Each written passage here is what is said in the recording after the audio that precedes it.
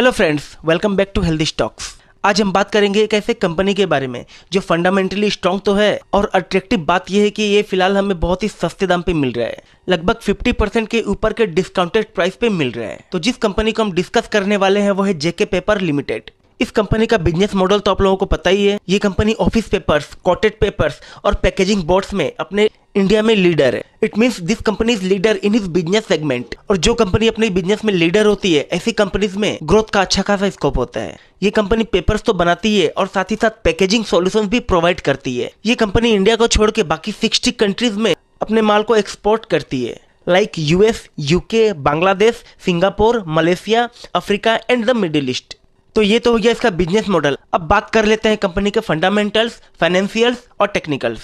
यहाँ पे कंपनी का मार्केट कैप है 5233 करोड़, यानी ये एक स्मॉल कैप कंपनी है। इसका करंट प्राइस है 309 का और इसका 52 वीक जो हाई था वो था 639 का, यानी ये अपने 52 वीक हाई से लगभग आधे से भी कम दाम पे अवेलेबल है। इसका स्टॉक पी है 8.59 का और इसके इंडस्ट्री का पी है 12 के बराबर, यानी इस स्टॉक का पी इस इंडस्ट्री के पी से भी कम है। और इस स्टॉक का पीजी रेशियो 0.42, यानी पी रेशियो और पीजी रेशियो के अकॉर्डिंगली ये स्टॉक फिलहाल में बहुत ही सस्ते दाम पे मिल रहा है। यहाँ पे कंपनी का आरओसी 20% है और आरओई 23% है, जो कि बेहतरीन है। यहाँ पे कंपनी का फेस वैल्यू 10 का है। इसका मतलब है कि कंपनी में अभी तक स्टॉक स्प्लिट नहीं हुआ है, यानी आने वाले समय में हमें स्टॉक स्प्लिट का भी बेनिफिट मिल सकता है। यहाँ पे कंपनी के ऊपर डेप्ट 2000 करोड़ का तो दिख रहा है, लेकिन अगर हम डेप्ट टू इक्विटी देखें जो कि 0.39%, इसका मतलब है कि कंपनी के ऊपर कर्ज यानी डेप्ट कम है।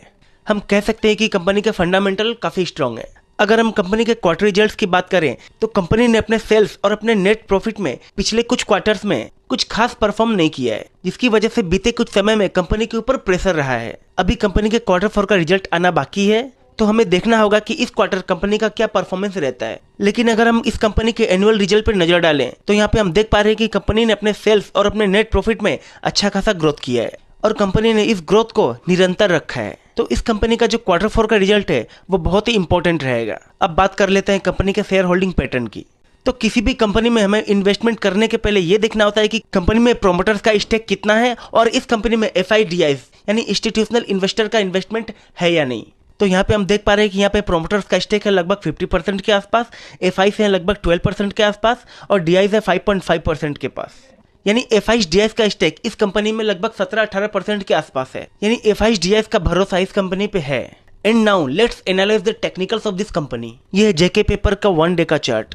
इस चार्ट पे हम देख पा रहे हैं कि ये जो ट्रेंड लाइन है लंबे समय से इस स्टॉक के लिए एक रेजिस्टेंस रहा है।